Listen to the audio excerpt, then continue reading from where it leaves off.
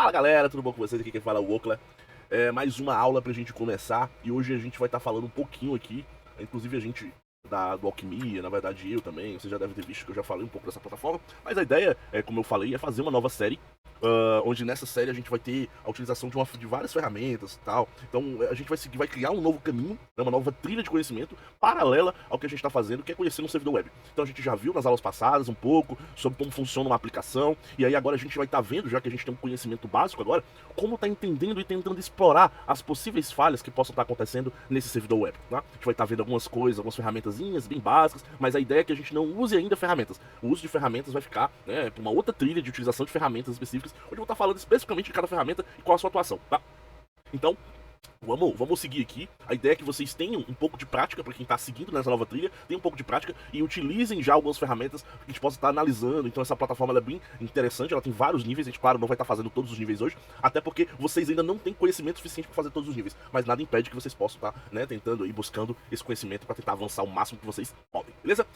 Vamos aqui só recapitular um pouquinho do que a gente fez, né? A gente conhecia um pouco sobre olha tanta coisa que a gente já viu já, né? A gente falou um pouco sobre servidores web, quais os tipos de servidores web que a gente pode estar encontrando por aí, e que todos rodam por padrão se não tiver SSL na porta 80, né? Aqui alguns arquivos de configuração que a gente pode configurar, alguns parâmetros, como também visualizar os erros e log de acesso, né? Esse site ele vai ser acessado por um IP, né? Geralmente quando você acessa um site na internet é através de um endereço, mas eu ainda não vou falar exatamente sobre como funciona esse processo, só quando a gente for publicar uma aplicação na web. Eu ainda vou ver onde que eu vou encaixar essa aula, porque não é uma aula tão fácil de explicar, no sentido de encaixar na sequência do que a gente está fazendo, e ela foge um pouco do escopo, mas eu vou tentar encaixar ela de alguma maneira, de como a gente publicar uma aplicaçãozinha na internet. Acho que eu posso até pegar uma plataforma que a gente tem de vários desafios e publicar na internet, acho que vai ficar mais interessante, né? E aí, a partir disso aqui, a partir do momento que você tem um IP e tem um endereço vinculado a ele, a gente pode fazer tipos de requisição web, que é get, post, head e put. Tem muito mais do que isso aqui, tá, pessoal? Muito mais, tem delete, tem options, vai uma caralhada, né? E aí esse servidor web, ele recebe uma máquina física, onde está instalado geralmente o servidor web. O servidor web verifica onde está, nas configurações do Apache, onde é que está a pasta principal, e essa pasta principal vai direcionar para um index, né? Ou seja, uma página onde esse código HTML vai ser interpretado. Aqui, se for só HTML, ele já tem a resposta, mas caso tenha um PHP, ele vai jogar isso pro PHP interpretar, igual a gente mostrou aqui, ó, nessa aplicação, né? Joga para Apache, o Apache joga pro PHP, o PHP lida com a aplicação, mas se tiver alguma conexão, algum dado para trazer do banco, ele joga pro banco de dados, e aí volta para ele, e depois que tiver tudo bem estruturado em HTML, ele responde de novo pro nosso navegador, tá? Aqui alguns tipos de status, só pra gente relembrar. O status 200 quando eu recebo uma coisa que deu ok pro servidor, ou seja, eu tive um retorno positivo de alguma coisa, tá? O 301 quando ele é movido, o 400 é quando dá um erro de request, o 401 quando é inautorizado, o 403 quando é proibido, a página tá bloqueada para acesso, né? A gente vai estar vendo inclusive algumas coisinhas aqui, né, nesse coisa, por isso que eu tô dando essa revisão legal para vocês, tá? Aqui um pouco sobre o banco de dados, sobre tabelas. A gente não vai estar explorando o banco de dados hoje, porque eu acho que não vai dar tempo, tá? Mas a gente ainda vai ter uma aula de exploração de banco de dados e SQL em diante, beleza? Então vamos lá, vamos estar abrindo essa nossa plataforma, tá? O endereço dela, pessoal, é basicamente esse aqui, ó. Deixa eu ver se vocês estão conseguindo ver. Acredito que são. O endereço é overthewire.org/wargames, né? Vou colocar aqui para vocês não terem dúvida nem problema, né? Vou colocar aqui embaixo. https://overthewire.org/wargames, tá? Essa plataforma, inclusive, é a mesma lá que tem o Bandit. A gente já fez uma série do Bandit também, então acho que vocês já devem ter. Se você vir aqui, ó, tem um Bandit que é só de ferramenta Linux, né? Só de utilização Linux. Então a galera geralmente aprende muito nesse Bandit aqui. E aí agora a gente tá indo pro Natas, que é agora focado em web, né? E aí para acessar, pessoal, a aplicação, ela é muito fácil, né? A gente vai te dar. Só antes de a gente começar, o que eu preciso te explicar para vocês, e ele dá até uma leitura aqui, que essas leituras são bem importantes de a gente fazer. O Natas ensina conceitos básicos de segurança web do lado do servidor, tá? Cada nível do Natas consiste em seu próprio site localizado em Natas, o X vai ser localizado por um número, .natas.labs.overthewire. Esse aqui é um endereço, tá? Eles estão hospedando cada projeto, ou seja, cada nível em um subdomínio, onde X é o nível do número, né? Não há login para acessar via SSH, então eu não preciso acessar SSH. Geralmente esses desafios você precisa acessar alguma coisa para poder, né? Ele já está publicado na internet, não precisa de mais nada, só o seu navegador, tá? Para acessar o nível, digite o nome de usuário, por exemplo, Nata 0, e o nível 0 é a sua senha, ou seja, o Nata 0 a gente vai botar Nata 0 no usuário, Nata 0 na senha, e a gente vai entrar. Nos próximos níveis, o nível anterior é que vai dar a senha, né? Então a gente tem que ficar sempre ligado em anotar isso aí. Por exemplo, cada nível tem um acesso à senha do código, como eu falei. Seu trabalho de alguma forma, é obter a senha para o próximo nível e subir de nível. Então, a gente tem aqui 33 níveis, a gente tem que subir de um por um. Todas as senhas elas estão armazenadas dentro de um diretório chamado etc/natas webpass. Por exemplo, a senha do NATAS 5 é armazenada em etc, natas pass, natas 5. E somente legível para o NATAS 4 e o NATAS 5. Então, tipo assim, alguns desafios, por exemplo, a gente vai ter desafio de LFI, né, que é a leitura de um arquivo através de um erro na aplicação. De um arquivo do sistema Linux através de um erro da aplicação. Então, a gente vai precisar acessar esse patch para poder trabalhar de forma mais tranquila, tá bom?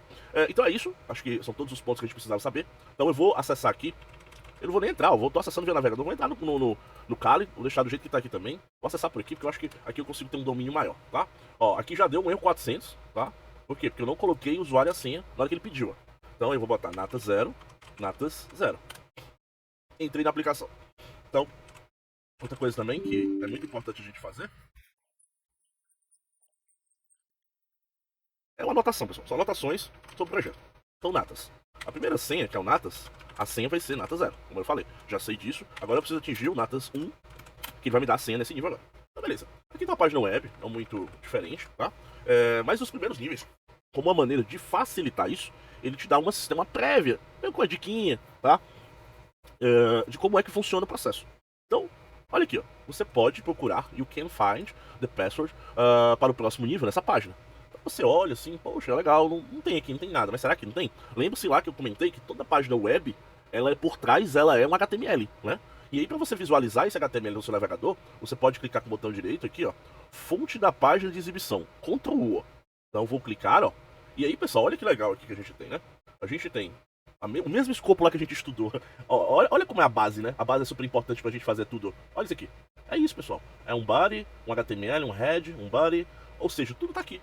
Da mesma forma, HTML, um head, alguns links. Aí esses links foi coisas que eu falei que a gente poderia incorporar. Nesse caso aqui, ele tá fazendo o quê? Ele tá incorporando dentro de uma pasta CSS que tá dentro do servidor, um arquivo level.css. E o CSS, pessoal, como eu tinha comentado também, é o que dá o visual da página, né? Geralmente, pessoal, a não ser que seja o CTF, e o CTF às vezes muito sem vergonha, né? Não CTF nem sem vergonha, é aquele CTF que o cara quer fazer um rabbit rule, né? É um CTF que os caras querem esconder as coisas em um lugar nada convencional. Mas não é normal, não é tradicional você encontrar alguma coisa dentro de CSS, tá?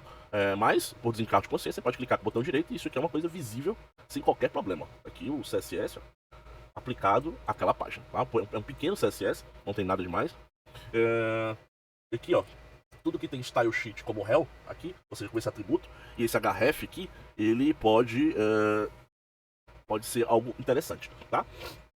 O que são os scripts? Os scripts, pessoal, são de JavaScript. JavaScript é uma linguagem de programação de front-end, que também pode ser de back-end, mas nesse caso aqui ela é de front-end. E quando eu digo front-end, pessoal, eu estou dizendo que ela trabalha exclusivamente somente no meu navegador, né? Eu não vou ter JavaScript sendo compilado ou interpretado pelo servidor. Como eu te falei, existem hoje linguagens de JavaScript para servidor, por exemplo, o Node.js é uma linguagem mais direcionada, né, para servidor web, mas aqui nesse caso é JavaScript. JavaScript atua diretamente no navegador, tá?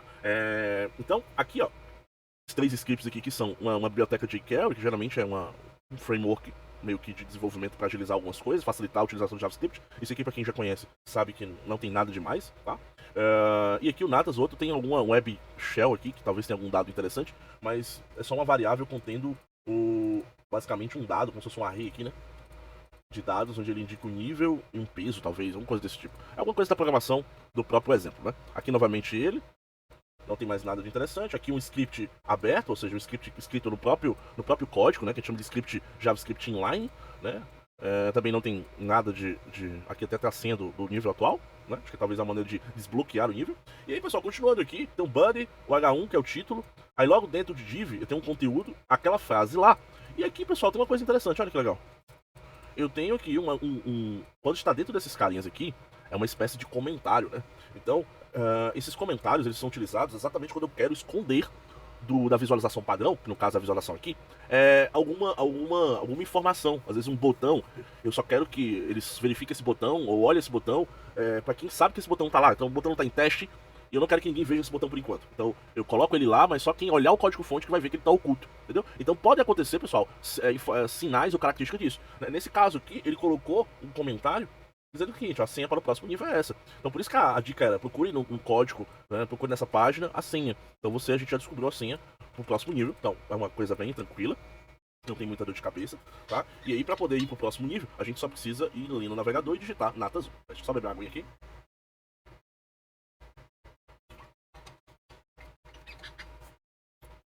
Então, vamos lá. Agora que eu tenho a senha do Natas 1, eu vou fechar essa aba. Vou aqui no meu navegador. Vou até aproximar aqui para vocês verem melhor. É só trocar aqui de Natas 0 para Natas 1. Beleza. Ele vai, teoricamente, abrir. Sempre dá esse erro de primeiro, né? Só dar um enter de novo, que ele Natas 1, aquela senha zona agora. E aí eu entro no próximo nível. Bom, aqui ele fala o seguinte, aqui ele fala que a senha pode ser encontrada, a senha para o próximo nível pode ser encontrada na página, mas o botão direito has been blocked, né? Então o botão direito está sendo bloqueado, então eu não consigo clicar com o botão direito. Mas vocês lembram que tinha um comando, né? Quem lembra aí? Então se você dá um Ctrl U, você consegue visualizar também o código-fonte. Uma outra maneira também é Ctrl Shift I. Ele vai abrir essa aba aqui, lateral, que é o que a gente chama de ferramentas do desenvolvedor. Nessas ferramentas do desenvolvedor, eu vou poder ir analisando parte por parte do código. Ó. E aí eu vou expandindo. Eu vou expandir o formulário. Ah, tem um password solution aqui. Será que tem o que tem mais aqui? Vamos ver aqui dentro desse content. Olha que legal, tá aqui, ó. Um comentário escondido. Tá vendo que ele tá verdinho também? Então posso também tanto ver com Ctrl U, eu já viria aqui, né? E aí logo em seguida, ó, aqui também, né? Até bom você já ver isso aqui, que a gente pode utilizar ele daqui a pouquinho, tá bom? Então vou dar um Ctrl U, vamos pegar aqui a senha. Basicamente não vou explicar muita coisa em cima, porque é basicamente a repetição do outro. E aí vamos seguir pro Natas 2. O Natas 2, exatamente. Deixar aqui, botar 2 aqui.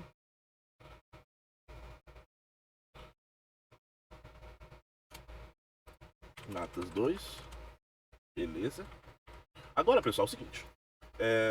Não há nada nessa página. Ele já disse pra mim que agora não há nada nessa página. O que pressupõe que pode ser outras páginas, tá? Então, o que a gente vai fazer aqui? Primeira coisa, vamos clicar com o botão direito, visualizar a outra página, né? Então a gente tem aqui, ó. O que temos agora? Temos aqueles mesmos escopos aqui de cima, que eu acredito que não precisa você olhar isso aqui, já que todos são iguais sempre. Mas aqui vamos analisar outra coisa. Tem um body, tem um content, tem um div aqui, tem a mensagem. E agora a gente tem uma imagem aqui, ó. Essa imagem ela está inserida e essa imagem está dentro de uma pasta files e ele tem um arquivo pixel. Vamos dar uma olhada nesse pixel. Ó, esse pixel de fato é um pixel bem pequeno, não consigo nem ver ele muito bem, mas aí, ó. Certo? E aqui não tem nada. Mas aí uma coisa interessante que você pode fazer é verificar se esse servidor tem uma falha de diretório. Não tem um nomezinho específico, é porque é muito nome, pessoal, muito nome mesmo. Mas é diretório listen, que é o director listen.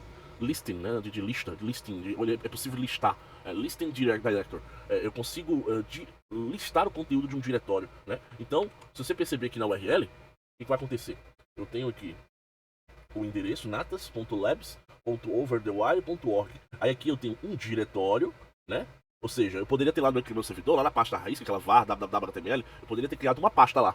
E essa pasta, para me acessá-la via navegador, né? Eu estaria colocando, se fosse o meu exemplo lá, estaria colocando o IP aqui, barra o nome da pasta que eu criei, né? Desde que ela tenha sido criada lá no public, né? Como eu sei que ela foi criada, então eu posso aqui, ele tá lendo o arquivo, mas eu posso tentar fazer o quê? Eu posso tentar apagar para ler o conteúdo da pasta.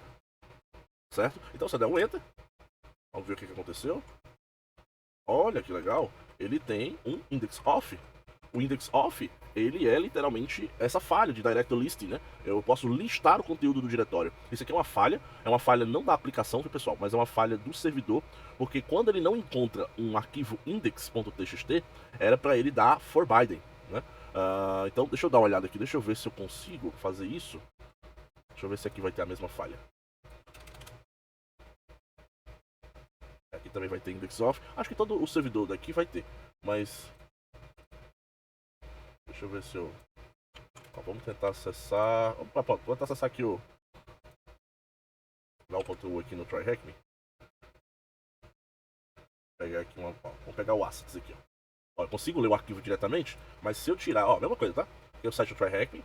Eu tenho assets, que é uma pasta, pages, que é outra, themes, que é outra, green, que é outra. Então se eu tentar tirar esse arquivo, vou fazer um director listing aqui, ó. Ó, ele tá vendo? Ele me direcionou pro not found. Então, tipo assim, ele tem uma regra, aqui ele até criou uma regra até um pouco mais crítica, pra não dar a opção nem de que, ó, o cara tentou listar o diretório que não, teoricamente, não é pra ser listado, direciona ele pro not found. Entendeu? Então, já tem essa outra característica mais pra cá. Ó. Não. Enfim, vocês entenderam, né? A lógica. Então aqui tá corretamente configurado, aqui não. Então eu tenho um erro de servidor aqui. Então eu tenho agora o pixel, que é o arquivo que eu tô, mas também tem outro arquivo dentro. Então eu posso clicar aqui para visualizar, vamos ver. Olha que legal. Ele tem algumas informações que é username e password, Alice é essa, Bob é essa, Charlie é essa, Natas 3 é essa, olha que legal, tem a senha do Natas 3. Então já tenho aqui algo que me interessa. E o resto das coisas, Zucca? Não vai usar, né? Então ali é só para despistar, vou colocar só a senha cara dura ali na frente, né? Então vou apagar aqui, vamos fechar esse monte de aba. Ó, beleza, vou trocar agora para Natas 3.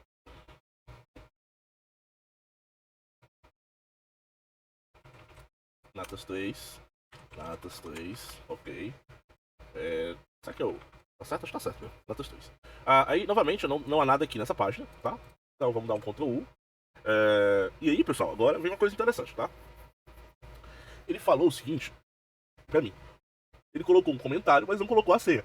Mas falou assim, sem mais vazamentos, sem nem mais nenhum vazamento, né? Agora nem o Google pode encontrar dessa vez, tá? Então, o que sugere aqui que nem o Google consegue encontrar dessa vez? O que tem a ver o Google com o site? O que o Google é? O Google, ele é um mecanismo de busca, certo? Então, quando alguém vem aqui no Google e digita alguma coisa, por exemplo, over the wire, certo? Automaticamente esse site só aparece aqui porque ele foi ranqueado, o nome correto seria indexado. Ou seja, o Google é como se fosse uma grande biblioteca, onde para se adicionar a alguma coisa, você precisa indexar aquele novo, né? Para ele aparecer no mecanismo de busca. Então a biblioteca, o indexar é como se fosse catalogar um novo livro na biblioteca, né? Então pega o livro, encaixa na biblioteca, agora tem um acervo maior. Então o Google é isso, ele é um mecanismo onde me facilita encontrar respostas no meio de toda essa biblioteca. Só que para poder ele encontrar as coisas, ele precisa varrer o site, né? E aí que entra uma coisinha chamada bot. Não sei se vocês já ouviram falar. Bot. O bot, ele é um robô, né? Em outras palavras, ele é um robô que entra nos sites fazendo varredura dos conteúdos que tem lá para exatamente fazer essa indexação. É como se ele fosse, trazendo exatamente uma analogia de novo da biblioteca, é como se fosse o momento em que, beleza, eu vou catalogar esse livro aqui, vou. Mas deixa eu dar uma olhada aqui que tem dentro, né? São quantas páginas, tem tantas figuras. É como se fosse uma análise desse conteúdo, né? Pra quando alguém vier buscar algum assunto, ele dizer, olha, o melhor conteúdo, o melhor livro que eu tenho na biblioteca que responde a esse assunto é aquele lá, que é exatamente o seu site, certo? Então ele faz esse processo de leitura, né? Que a gente chama também de Spider, né? Na verdade é um bot Spider, né? Até dentro da ferramenta que a gente vai até olhar, que é do Zap, ele tem esse processo de Spider. Deixa ele abrir enquanto ele vai fazendo. Mas, por que eu tô falando isso aqui? Por que eu tô fazendo essa tangente tão longa? Porque no momento em que esse robô ele vai ler o seu site, existe um arquivo que você pode dizer pra ele, pra esse robô, até aqui, ó. Se eu vier aqui, ataque, ó, vendo que é um spider aqui, é exatamente essa varredura que teoricamente o Google faria, né? Então ele vai indexar tudo que tá dentro desse mecanismo. Então, voltando aqui. Então, o Google ele tem um robô, ele tem um spider, que vai dentro do teu site para catalogar. Aí esse robô, só que antes, o robô ele respeita um arquivo chamado robots. E o que é esse arquivo? Esse arquivo é um arquivo que você, como dono do site, pode criar para dizer o que você quer que o seu site seja indexado. Porque você pode criar um site que não quer que seja indexado. Mas qual a função disso? Sei lá. Vai que você tem dados sensíveis no site, ou é um site que tem um conteúdo sensível e você não quer que seja indexado. Beleza, você pode ter dessa forma, tá? Você pode ser dessa forma, né? Mas não faz muito sentido. Mas você pode também ter áreas do site que você não quer que sejam indexadas e outras que você quer. Então você, dentro do robots, você pode dizer para cada mecanismo de busca, Google, eu quero que você indexe apenas o /blog da minha site. Pode ser, né? E aí se você colocar aqui robots.txt, vocês vão ter vários exemplos disso, ó, por exemplo, aqui, ó. Tudo isso que tem aqui, ó. O que tá escrito aqui dentro? User agent asterisco. Então, tudo que tiver abaixo dele, ou seja, com o termo disable é desativado, ó. Eu não quero que ele indexe o barra de mim, eu não quero que ele indexe o cgi.bin, eu não quero que ele indexe isso, aquilo outro, pix, save stores, nada disso eu quero que ele indexe. Do mesmo jeito que eu quero que apenas o Google ele usa um crawler. O que é um crawler? O crawler é o processo que o Spider faz no site. O Spider aranha, a aranha ele faz um crawler das páginas, entendeu? É um nome bonito aí pra... Enfim, né? E ele também fala, eu não quero que você acesse isso, nem quero que você acesse isso. Então você pode dizer exatamente o que você quer. E aí, trazendo isso, voltando agora, né? O robots é um arquivo que define o que um Spider vai fazer dentro do site. Então, voltando lá ao exemplo do Natas. Agora, se ele não quer mais vazamentos, ele está dizendo que o Google, nem mesmo o Google vai mais encontrar, possivelmente ele criou uma pasta e colocou dentro dessa pasta, dentro do robots, para dizer assim, olha, não quero nem que o Google encontre essa pasta. Então uma coisa comum você vir aqui, ó, no endereço do site, na raiz dele, a raiz é o barra, e colocar ó, robots.txt. Se você der enter, né, ó, voltou o quê? Voltou com o conteúdo daquele TXT, tá?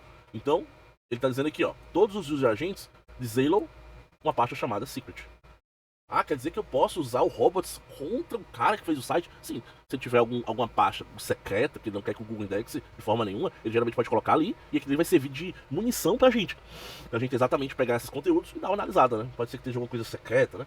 Então, ó, eu vou dar uma carregada aqui, ó. Então, eu vou apagar esse robots e botar S3CRT secret barra. Vamos ver o que tem dentro. Olha, tem um index off. E aí, novamente, tem um users.txt. E aqui tá sendo Natas 4. Ok, pessoal, tá tranquilo, todo mundo tá entendendo. Quem tiver com dúvidas, pessoal, deixe nos comentários essas dúvidas. Aproveitando, curtam os meus conteúdos, pessoal, curtam os meus conteúdos. Eu gravo todos os sábados esses conteúdos pra vocês, pra disponibilizar no fim de semana, pra todo mundo tá estudando. Eu recebo muito feedback positivo, fico muito feliz que eu tô ajudando muita gente aí, principalmente na parte da minha grade de redes, da minha grade de shell de programação. Eu vou fazer um outro tipo de programação voltado pra Python, inclusive eu tô estudando Python exatamente pra me aprimorar.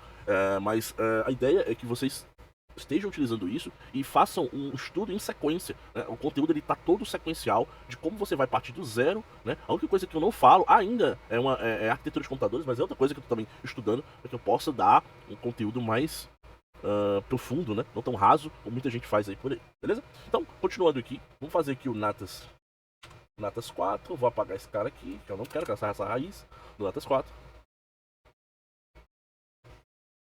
Novamente ele pede a senha, dá um enter de novo. Natas 4, a senha. Nota. Aqui, pessoal, aqui já vai ser uma coisa que você precisa entender um pouco mais de... posso até dizer que mais sobre o protocolo HTTP, né? Então, para isso, o que eu vou fazer? Eu vou abrir aqui o console, Ctrl Shift I, tá? Para quem não sabe, eu estou usando o Edge, você pode vir aqui em mais ferramentas, ferramentas de desenvolvedor, tá? Vou destacar esse cara. Então existem 3 opções aqui em cima, né? Quem não tá vendo, existem 3 opções dela, que eu mover para left, aqui ativar e desativar a emulação do dispositivo, aqui para me selecionar. Então, eu vou ver se eu consigo destacar esse cara. Não é aqui. Onde é que eu fazia o... Vai mudar de novo aqui o... Aqui, ó. Local de encaixe. Aí eu quero que ele desencaixe em uma janela separada. Pronto. Aí vai ficar numa janelinha separada, aqui, eu possa utilizar. Quem tiver um outro monitor pode jogar para um outro monitor, aí você fica com uma tela de um lado, uma tela do outro, tá? O que eu quero explicar para vocês aqui sobre a ferramenta de desenvolvedor? Isso aqui, pessoal, como vocês podem ver, eu tenho algumas áreas muito específicas. Eu tenho aqui uma parte de bem-vindo, que basicamente é mostrando o que pode ser feito. A parte de elementos, no lado esquerdo, fica todo o seu código HTML. Como você pode perceber também, no momento que eu vou passando o meu código HTML em cima de alguma coisa, ele vai meio que identificando aquilo. Então, eu estou vendo que content, essa parte toda verde que está aqui, ó. E ele, o web shawl aqui, deve estar aqui mais embaixo, enfim, né? Então, tudo isso aqui você consegue clicar. E aí, do lado direito, você consegue ver os estilos, né? Ou seja, todo o CSS que está aplicado aqui dali. Então, se você tiver paciência de brincar, você pode ver que o background color aqui, a gente pode trocar por outro, entendeu? Ó, aí você já foge, como eu falei, já foge daquilo. E qual é o arquivo que está vinculado, ó, àquela característica, né? Aqui mais algumas informações, aqui mais alguns CSS, enfim. Aqui no calculado ele fala um pouco das dimensões e tudo mais, layout, como é que tá a estrutura disso, mostrar o tamanho dos controles, algumas características. Isso aqui, pessoal, é mais para quem faz página, tá? Quem monta HTML, tal, né? Aqui alguns ouvintes de eventos, aqui você já pode ver exatamente algumas coisas que estão sendo executadas na página, nada que seja interessante pra gente nesse momento, tá? E aqui os pontos de interrupção de DOM também não tem. E aí a gente tem outras abinhas aqui que a gente pode seguir. Console. No console, pessoal, vocês podem estar trabalhando. Deixa eu só voltar aqui pra ele. No console, vocês podem estar trabalhando com JavaScript, tá? Então, se você tiver noção de JavaScript, você pode começar a tentar manipular. Inclusive, existem falhas que envolvem JavaScript, né? Prototype Pollution e tal. Tem umas outras também que é de XSS, né? XSS Storage, tem XSS Reflected, tem vários tipos de XSS também que estão todos envolvidos em JavaScript, tá? Mas são falhas que não são tão populares, digamos assim, e geralmente não afetam tanto, não são tão críticas a ponto da galera às vezes até dar importância pra isso, entendeu? Mas são falhas sim que, dependendo da situação, você pode explorar isso aí, tá bom? Aqui em fontes, aqui é como se fosse uma estrutura do que ele tá trazendo, como ele tá trazendo, ó. Então não é uma parte que eu acesso muito. Agora na parte de rede, sim. Aqui, pessoal, mostra pra mim, de uma forma detalhada, todos os requests que aquela página fez, né? Enquanto eu não abrir essa área de reis, ele não tem dado nenhum, tá vendo? Então o que eu posso fazer? Vou deixar a janela aberta agora e vou dar um F5 aqui, ó, pra atualizar a página, pra você ver o quanto de coisa que vai aparecer. Abrir. E aí, ó, o que aconteceu? Ele fez a requisição da página.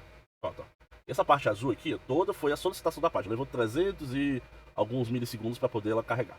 Aqui, ó, eu tenho o cabeçalho, ou seja, a origem. Quando o meu navegador fez a solicitação, que eu apertei no navegador, como eu tinha falado, ele pegou aquela solicitação e mandou para o servidor. E essa solicitação, ela precisa ter um cabeçalho, né? Eu preciso dizer para o servidor o que eu quero. É uma série de parâmetros que você passa. Exatamente para quê? Para que você possa informar o servidor o que você está tratando, como você quer, o que você quer, da forma que você quer, como é que você quer a resposta. Então tudo isso você vai estar vendo aqui. Você ainda pode clicar aqui em, ó, aqui solicitar cabeçalho. Aqui são os cabeçalhos de solicitação. Ó. Vou clicar em Hall. Pronto. Esse aqui é o cabeçalho puro, pessoal. E aí, ó, eu tenho o método GET. Lembra lá do método GET que eu tinha falado? E ele está usando a versão da HTTP 1.1. Aqui eu tenho os métodos que eu aceito de encode. Eu aceito gzip e deflate. Aqui as linguagens, aqui o tipo de autorização que é basic, que é aquele token aqui, se você pegar esse aqui, dá pra desencodar esse cara aqui, né, que tá encodado aquele usuário, aquela senha, né, aqui o sistema de cache, conexão pra se manter ativo ou não, então uma série de coisas, pessoal, é passado por isso aqui, tá, se você quiser saber mais detalhes, entender um por um aqui, eu recomendo você ir abrir e ler a RFC do HTTP. Pessoal, isso aqui é o melhor manual que você pode ler na sua vida.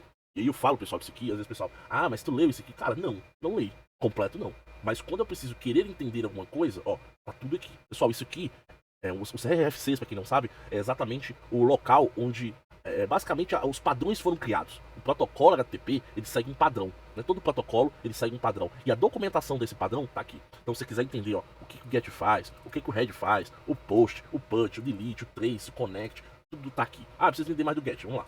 53. E aqui, ó. Mas tá em inglês. Pessoal, botão direito aqui, olha que mais fácil, ó. Botão direito, Google Tradutor. Aí vai abrir leitura. Aí, tradução. O método significa reparar qualquer informação na forma de uma entidade identificada pelo request URI. Se o request URI se referir ao processo de produção de dados, são os dados produzidos que devem ser retornados a uma entidade. Então a gente já sabe que eu preciso do request URI para fazer o método GET. Aí você começa, entendi. Quer dizer que eu preciso de parâmetro tal. E esses são esses dados aqui que eu tava comentando com vocês. Deixa eu fechar novamente aqui. São isso aqui, ó. Para poder fazer o GET, eu preciso do quê? Eu preciso, vamos lá voltar de novo. Ó, eu preciso do request URI. O que é o request URI? Aqui, ó, o URL de solicitação. Ela tá aqui. Então é esse cara que vai determinar o GET. Exatamente. Então você começa a entender o que é necessário e o que não é na sua solicitação, até para você depois replicar as solicitações. Então não existe maneira melhor de você entender sobre alguma coisa, principalmente sobre HTTP, se você não lê isso aqui. O que o request trace faz? Até um dia desse eu não sabia, porque foi um CTF que tinha essa vulnerabilidade. Vim aqui para entender como ela funciona. Tá? Então, fiquem bastante claros sobre esse ponto. E aí, por que o Oakland tá falando disso tudo num desafio? Exatamente, pessoal, por causa que ele aqui, quando eu clico em Refresh Page, existe uma característica que aparece aqui quando eu faço a solicitação clicando num botão, né? Então, vocês viram aqui, vou deixar até o meu ferramentas de desenvolvedor abertas. Um outro detalhe, tá? Vocês viram que tem vários arquivinhos aqui, ó. Cada arquivinho que tá aparecendo aqui é um arquivo que está vinculado a essa página. Então essa página foi carregada e ele viu que precisaria fazer mais solicitações porque tinham arquivos vinculados lá no código. Lembra aqueles CSS, aqueles scripts? Então são todos relacionados a essa página aqui, tá? Outra coisa também que pode acontecer, por exemplo, é isso aqui, ó. Essa página, ele retornou o HTML, ó. Tá vendo? Aí ele percebeu, mas eu preciso desse cara, que é o level.css. Aí ele foi lá, fez uma solicitação, ó, novamente pro level.css para trazer como resposta o CSS. Então é sempre desse jeito. Então uma página não necessariamente vai ter só um request. Vai depender das necessidades daquela página. Nesse caso aqui, ó, ele teve 11 solicitações. Então, um carregar de página fez 11 solicitações HTTP para locais distintos, às vezes. Pode até acontecer de ele fazer requests para sites externos, né? Como, por exemplo, esse aqui, eu acho que ele fez... Não, ele fez para o original. Esse aqui também foi original. Todos foi para dentro, ó. Não tem nenhum que fez externo. Certo? Beleza, pessoal? Então, o que eu quero agora anotar de diferente? Quando eu clicar aqui em Refresh Page, cliquei. Agora ele falou o seguinte, ele falou que o acesso está desativado porque eu estou vindo de Natas 4 e só apenas os usuários que estão vindo de Natas 5 são autorizados. Então existe uma característica, né? Aí eu posso clicar de novo aqui, vocês vão ver uma coisa que é isso aqui, ó. Referrer.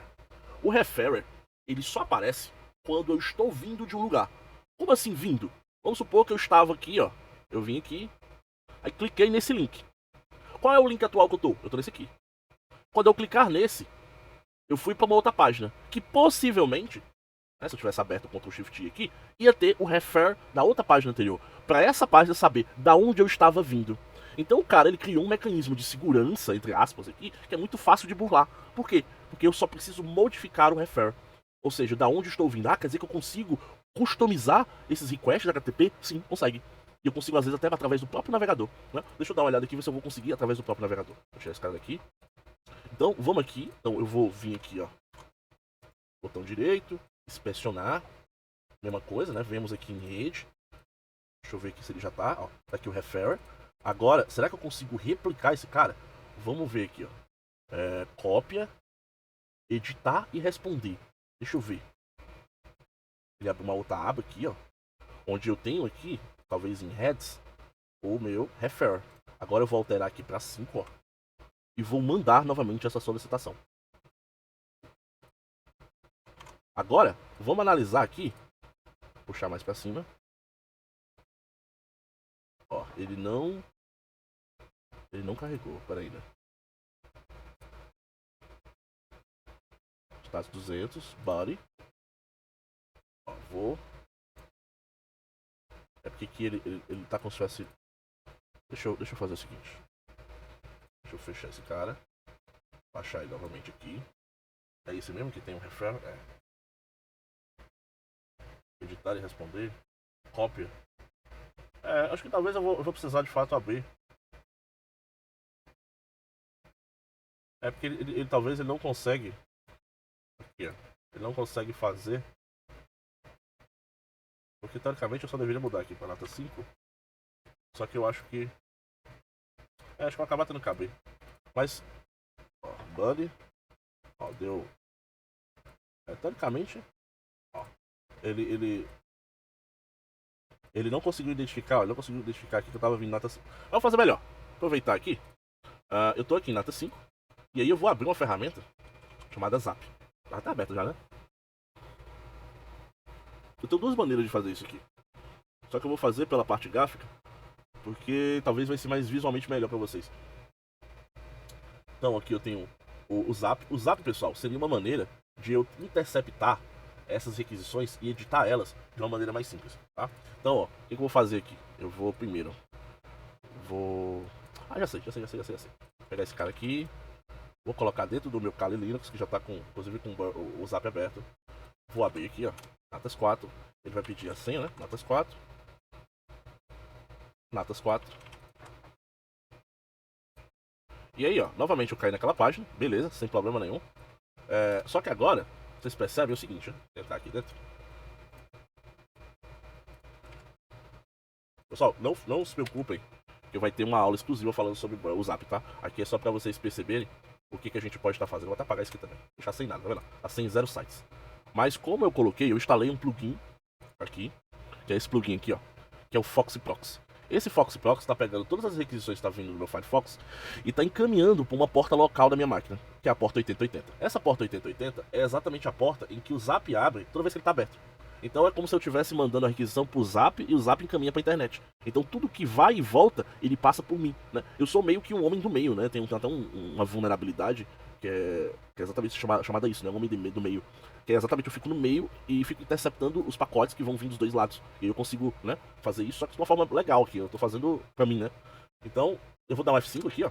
Então vocês percebam que já vai aparecer o site aqui e a requisição que foi feita. A requisição que foi feita foi essa. Só que eu preciso pegar a requisição, que é quando eu atualizo a página. Peguei. Agora, volto aqui. Eu tenho essa requisição agora. Que tem o refer. Então eu clico com o botão direito, mando ela ser repetida. Olha que maravilha. E eu vou aqui no refer só trocar pra 5, ó. Mando de novo. E vou lá, ó. Eu recebo a mensagem de que eu tenho acesso granted. E que a senha para o Nata 5 é essa aqui, ó. Então, pessoal, é uma maneira, tá, de fazer isso. Como eu falei,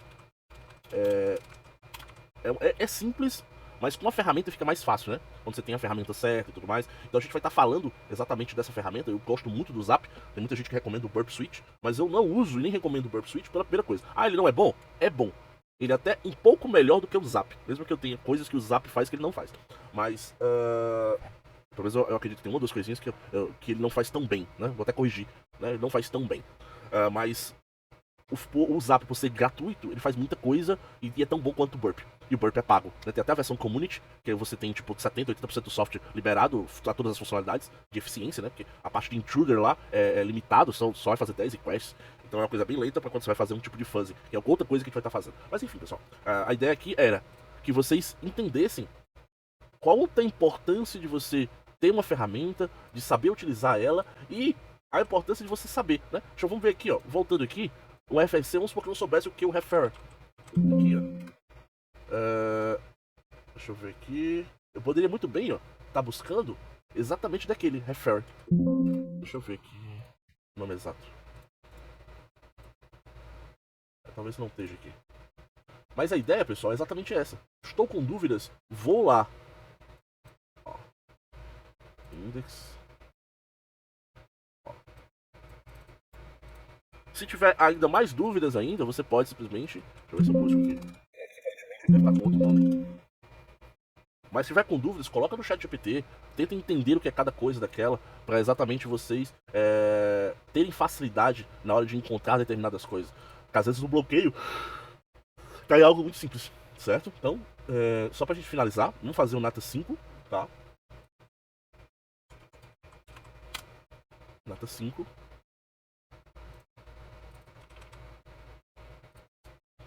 Nata 5. Aqui ele tá falando que o acesso está disallowed, né? Ou seja, está desabilitado e que eu deveria estar logado. Pessoal, isso aqui é uma coisa que a gente falou na última aula. E existem maneiras que definem quando você está logado ou não. Mas como você pode perceber, eu não tenho uma tela de login. Eu não preciso entrar. Então, teoricamente, ele está dizendo que eu estou deslogado, mas eu nem fiz login de nada. Mas o que está atrelado ao login, que eu tinha até falado na última aula, que é exatamente o que?